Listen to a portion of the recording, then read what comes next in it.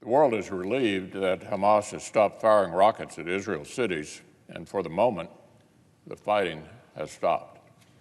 Israel's response to Hamas terrorism was entirely justified.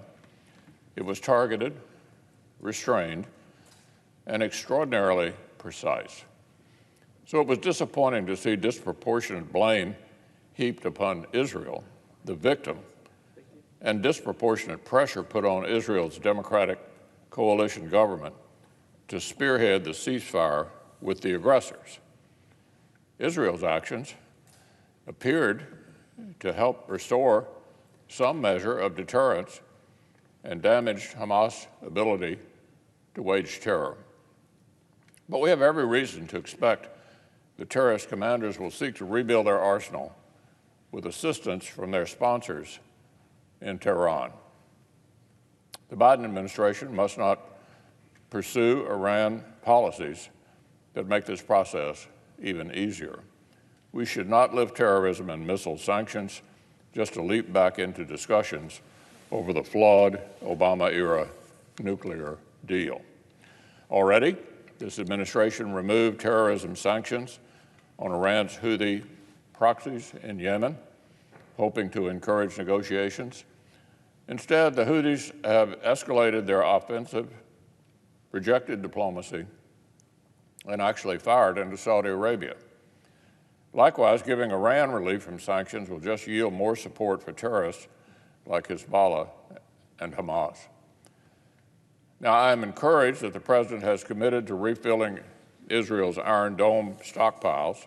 I hope his budget proposal coming this Friday will make room for increased military assistance to Israel and reflect the fact that America's interests are not served by cutting our own defense budget. Sadly, here in Congress, more and more Democrats are falling under the anti-Israel influence of the farthest left fringe.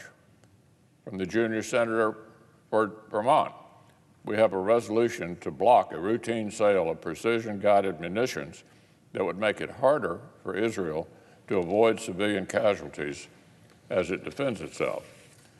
From a congresswoman from New York, the accusation that Israel is an apartheid state. Historically, support for Israel has been bipartisan.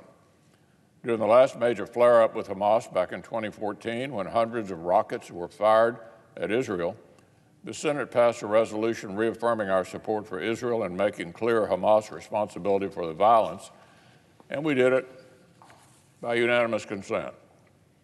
Back in 2019, after another rocket attack, the Democratic leader insisted, quote, "No government can allow its civilians to be subject to rocket attack." He said he stood, quote, "shoulder to shoulder with the people of Israel and doing what they must do to defend their homeland." That was true in 2019. Well, this month's attacks involved not hundreds, but literally thousands of rockets.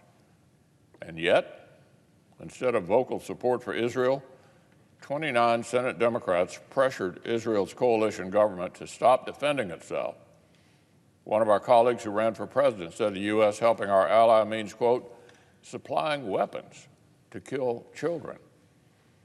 Their base is energized. An open letter from hundreds of former Democratic Party and campaign staffers have urged President Biden to be harder on Israel. Apparently, a lot can change in just 2 years. Helping Israel defend itself against terrorists shouldn't be a divisive issue. The Senate should vote on Senator Sanders' resolution and reject it overwhelmingly.